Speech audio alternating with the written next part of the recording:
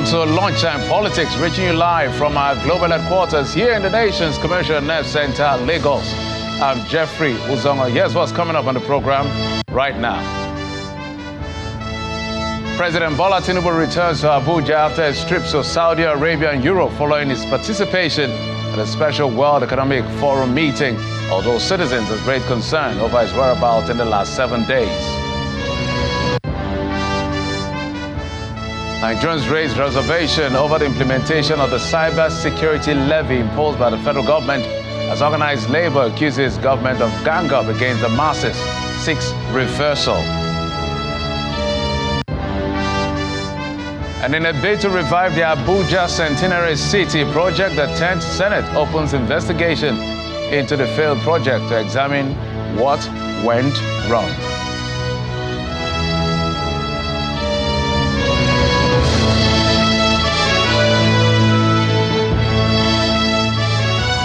Thanks again for joining us on the program. It's the midweek edition, and we kick off the tracking of the policy from the presidency, where we can tell you that President Bola Tinubu has returned to Abuja after spending about 2 weeks abroad. Presidential spokesman Bayo Onanuga confirmed the president's return on his X handle with a caption, "Welcome home, Mr. President." Mr. Onanuga, in an earlier tweet on Tuesday, had hinted that the president and his aides will return to the country on Wednesday from Europe. The president left Abuja on April the 23rd for the Netherlands for a 3-day official visit, honoring an invitation from the Dutch Prime Minister, where he participated in the Nigerian-Dutch Business Investment Forum, besides other meetings. From there, the president proceeded to Riyadh, Saudi Arabia, to attend a World Economic Forum special meeting on global collaboration, growth, and energy for development between April the 28th and the 29th. After the summit, however, the president did not return to the country immediately, raising concerns over his whereabouts by some citizens in the last 7 days.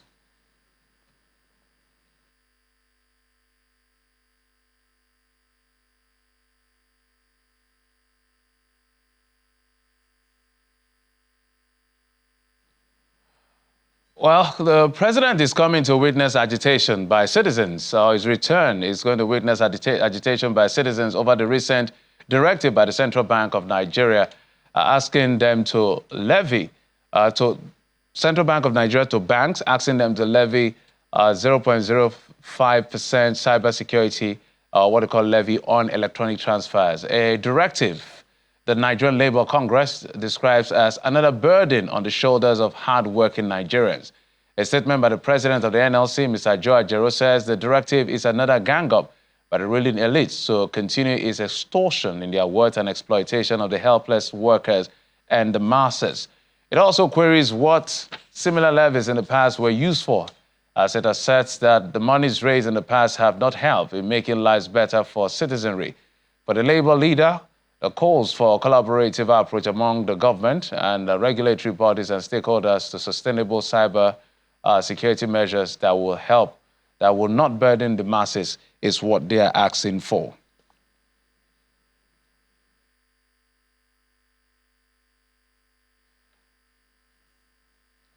Let's now move on to other stories. And 10 years after the launch of the Abuja Centenary City, the Senate has opened an investigation into the failed project, which the 10th National Assembly is seeking to revive. The sponsor of the motion, Senator Ashiru Oyelola, representing Kwara South, noted that the original estimated investment of the project in 2014 was $18.5 billion. The Senate therefore set up an ad hoc committee chaired by the Deputy Senate President to also review the agreement and recommend amendments to facilitate an expeditious completion within the defined framework. Our National Assembly correspondent, Gloria Omezuike, reports.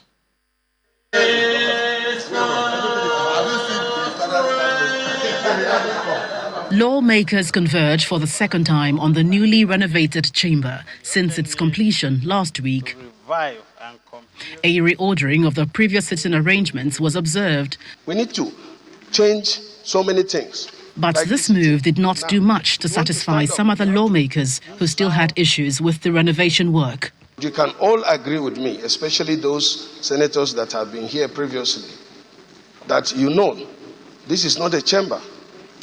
This looks more like a conference room. The audio is supposed to be very clear. Before, the seats were better. You have where you can put your document conveniently, make your contribution.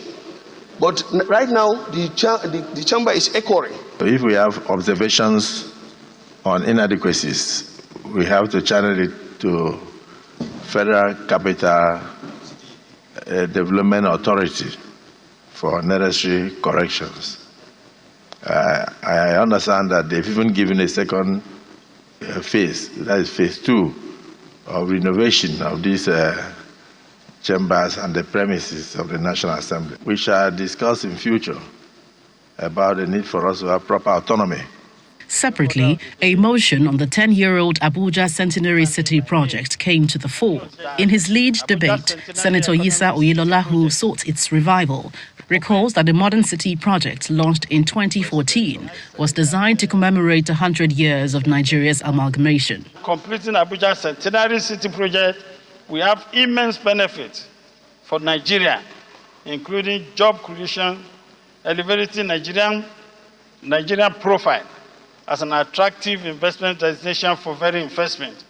If we do this and it takes off, it will be a big achievement to the 10th Senate.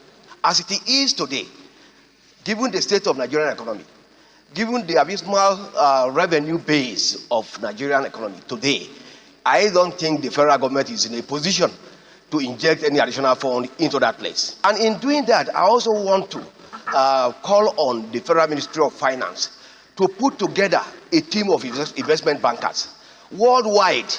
Most of these projects of this nature are driven by the private sector. The Senate then adopts the resolution to set up an ad hoc committee for further investigation. Abuja is already getting congested, and if this is done, I think it will help. So we must take it very seriously. So let's go straight into the prayers. Set up an ad hoc committee to urgently investigate the factors impeding the completion of the Centenary City project in Abuja and recommend ways of reviving same. Those in favor of prayer 1 say aye. Those again say nay. The ayes have it. Prayer 3, urge the federal government to prioritize the revival of the Abuja Centenary City project by providing appropriate support, resolving regulatory issues, and addressing any other impediments. By the same token, another motion bordering on the need to complete the Wudil-Kaya-Duse carriage road on the Kano-Maiduguri Expressway to boost security and forestall accidents is considered. From the National Assembly, Gloria Umezuke, Channels Television News.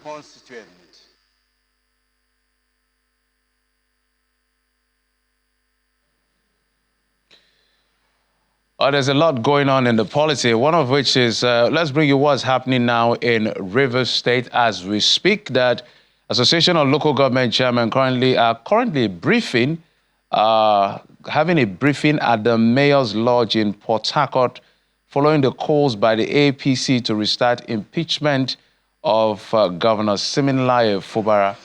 There's been a back and forth about the polity of that state. And yesterday, Tony Okocha, the man you're seeing on your screen, acting chairman of the party in Rivers State, had called for the impeachment of the governor after the governor made some pronouncement over the status of the members of the assembly. The assembly members had vetoed the governor the same day on the 7th legislation. And the Rivers State House of Assembly, as we speak, is also speaking. It's also meeting or sitting at the moment. So we're eyes and ears on Rivers State to find out how all of these sittings by the local government chairman as well as the members of the House will pan out eventually.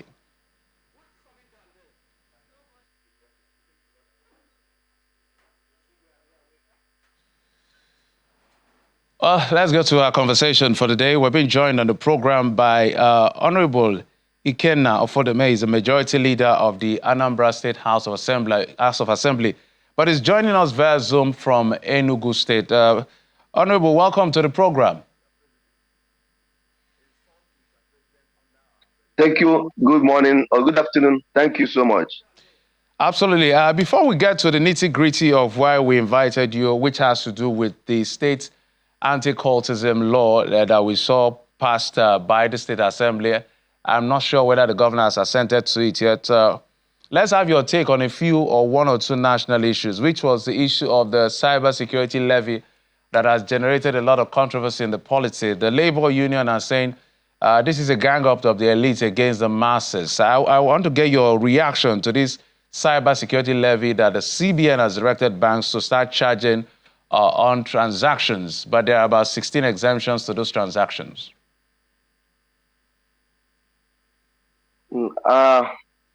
Actually, on this issue of national matters, everybody is being worried on the state of the nation. Every person is being worried on how economically things are going bad. Everybody is worried on most of these policies that are being introduced, because these policies are they all have good intentions, but because of the current situation in the country, when you are introducing most of these policies when things are not normal, it always sounds very difficult for people to understand. The cyber situation where CBN is charging almost everybody. In fact, we need always an opportunity for people to be part of whatever policy you want to introduce before you announce it to the general public. Because when they are part of it, they will contribute towards whatever intentions you have. So that the moment you make your pronouncement, it will be on a general acceptance. We will not have this issue of where people continue to castigate the intentions of the CBN only because we all know that things are very bad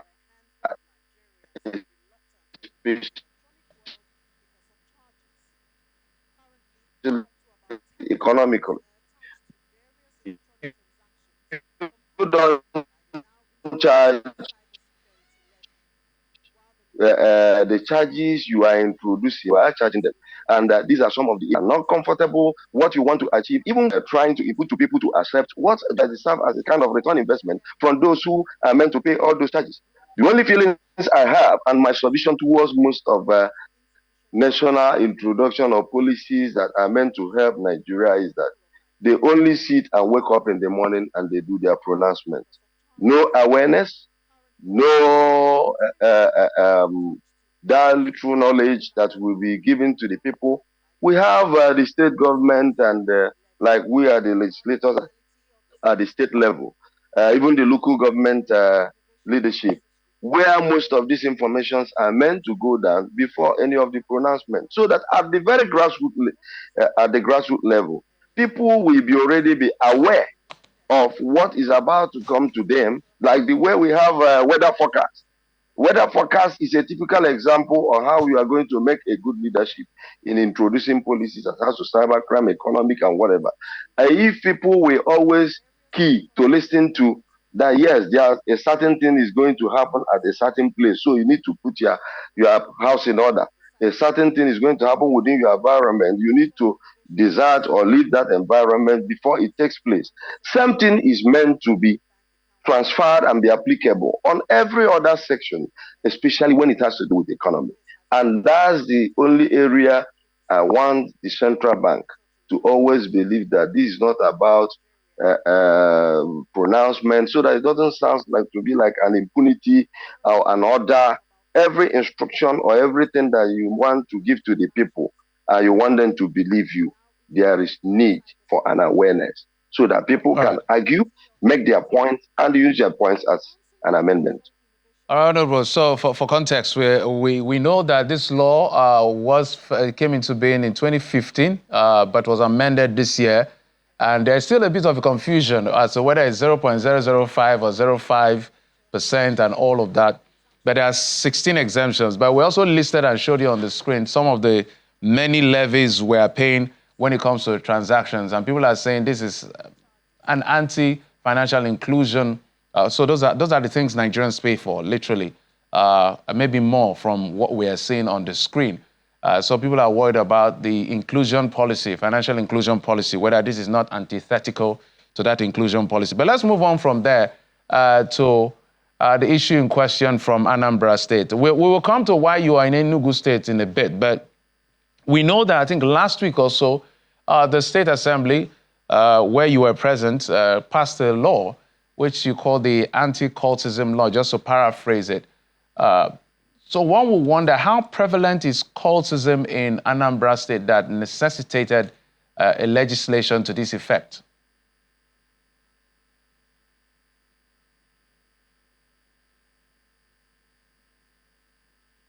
Honorable, if you can hear me.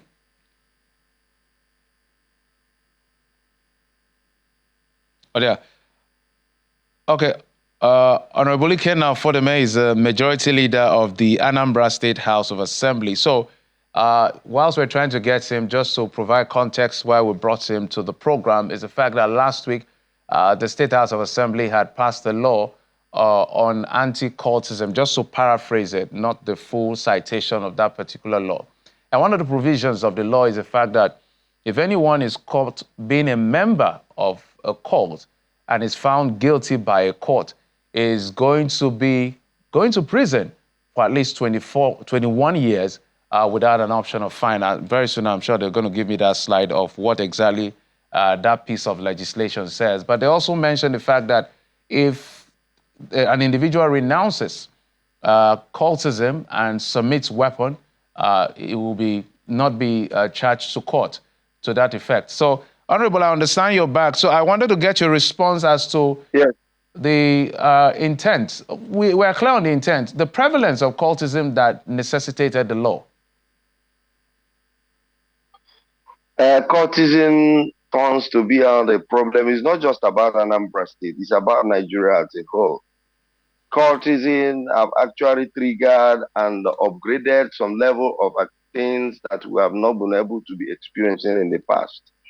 The primary intention of the legislative arm of government of the Assembly of Anambra State to come together and look into the activities of cultism as it has to do with what we are seeing today, stories we are reading every day at social media, what we see happening every day. Honestly speaking, people killing, taking people's lives at will without considering what are the challenges, what are the faults of these people for one reason or the other in the name of cultism, and you take people's life. In the area of the same cultism, the high rate of taking illicit drugs have actually increased. And we are finding it difficult. And the only way we know we could be able to manage this situation is by making sure that we pass this law. We all know about the issue of sponsorship. Initially, when issue of cultism, especially we politicians, we see that this is windows where politicians introduce thuggery, and today thuggery is a very big crime during the elections. But it has surpassed that. We are now facing a bigger problem. We are now facing a bigger problem that most of even the agitation you see in southeast, southwest, and most of these areas, when you now go down deep, you will see some elements why we label them to know that they are practicing cultism, because they got to a level whereby they subject themselves, taking an oath, making themselves to be a superior government above the legitimate government of the day. These are the things where we have already studied and said that what is the cause of insecurity? The cause of insecurity, the major cause of insecurity is because of the common, in the name of social relationship, the common ways people come together and label themselves one name and take a decision on how they will be doing all those things, that committing all those crimes are not even accepted anywhere before man and God. And Anambra State House of Assembly come together and said that these laws are very important. We considered also those who support them. We considered also those who sponsor them. We considered also those who fund their activities. Most of the weapons, we are talking about both guns, machete, all those things are being kept somewhere. We also considered in that law those hotels, those houses, where they come together before they commence most of those actions. Police actually have some limits, All right. including our social vigilante, security vigilantes. They don't have that enormous power to take actions on how to All right, Mr. arrest most Ofodeme, if of I may these butt people in, because my apologies if I may butt are in you with because of me? time. If I may butt in just because of time. Now, I know I'm happy you mentioned it. So let me highlight it yet again. Does the government have the political will? When I say the government, literally the entire arms of government. Do you have the political will to follow through? We're talking about 21 years in prison. Given the fact that people believe that most of these guys are being sponsored by politicians or they have the backing of the political class, and it is them political class that are making this law, so that it's not going to just be just for the papers. Are you seeing anything in because I think a few days ago, just 2 days or so, somebody was killed again in one of the campuses. Yes, we are very serious. This is not a joke. We are very serious and we are mean about it. The government of Professor Chukuma Soludo is very ready to make sure that everything that has to do with that law is fully implemented. Taking somebody's life, you cannot even equate it with 21 years imprisonment. There is no way you will equate it with that. If it is easy to make human being, nobody will always rely on going to where to visit before you talk about the issue of producing human being. But we are very mean. We have actually also, through the Mr. Speaker, to follow up. We are about to commence another seminar on how to call all the security apparatus. Let all of us come together so that we will look at some information we have, some information that in our disposal. And if we fail, it will also affect us. We are talking about some other person's life taken. It might be somebody's child. It might also be somebody's father. At the same time, how can somebody stay in his house and think that he will go free if he is part of the people that aided or sponsored the elimination of such person's life? We are ready, like I said. The government of Soludo, like we have in that our bill, we have also given opportunity for those who wants to denounce, those who want to come out. The governor said it before now. For most of those criminals who are inside the bush, these are also part of the cultism we are talking about. Come out there. He is willing to welcome you. Denounce whatever that life you are living. He will welcome you. But in a situation when you said that you have chosen, this is the type of life you want to live, the government is coming in full force. That law is not for anybody. That law, there is nothing to joke about it. We are going to implement that law in full. And I want every state to keep, in as much as all the whole state into this, it will reduce the level of crime.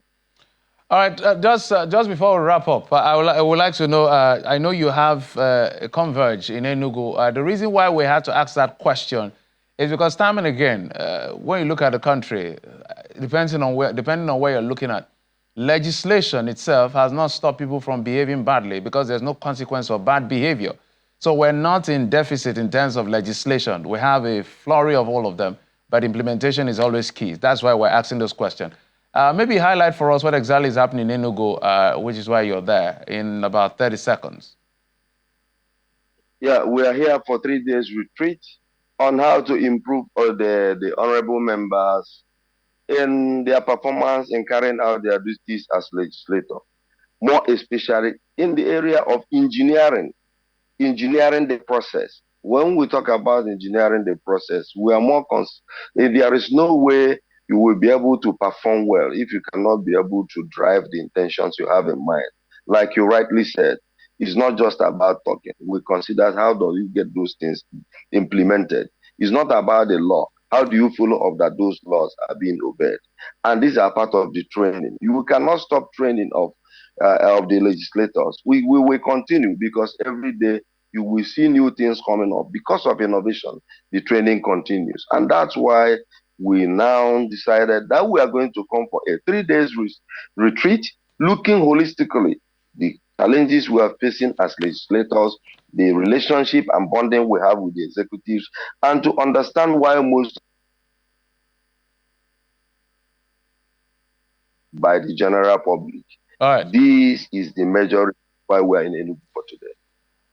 Thank you for coming on the program. Mr. Eke Afodeme is the majority leader of the Anambra State House of Assembly, Representative Kusugo in that state constituency. Thank you so much for coming, and wish you well. We want to see implementation of these laws beyond just legislation. Thank you for coming.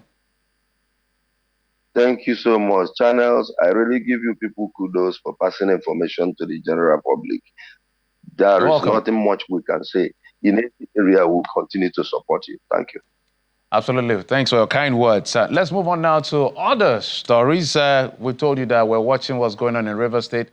The entire chairman of the local government are meeting, as the members of the House of Assembly are also meeting. So we don't know what's brewing. But yesterday, the elder statesman and leader of the Pan-Niger Delta Development Forum, PANDEF, Chief Edwin Clark, has written to the Inspector General of Police asking him to forestall the breakdown of law and order in Rivers State. The Niger Delta leader says the political situation in that state is capable of snowballing into a crisis of national proportion if not properly handled by the police. I should call a press conference to present an open letter to the Inspector General of Police on the situation in Rivers State, the ugly situation in Rivers State, whereby the police is doing nothing. We have seen that your policemen in uniform are being used to breach the Constitution of Nigeria with impunity. You have a duty to arrest the situation. People who have been declared, whose election have been declared null and void, they are no longer there, should not be allowed to disturb the government of elected government in Rivers, because he will spread to Niger Delta, from Niger Delta to Nigeria, and it will affect our economy. So I believe that the Inspector General of Police should advise Mr. President that the interest of one individual and his men should not be taken above the interest of the nation. Otherwise, there will be problem in this country that he will not be able to cope with. And that's it on the program. Thank you so much for your time and, of course, your usual company. I'm Jeffrey Uzama. You've been served on Lunchtime Politics.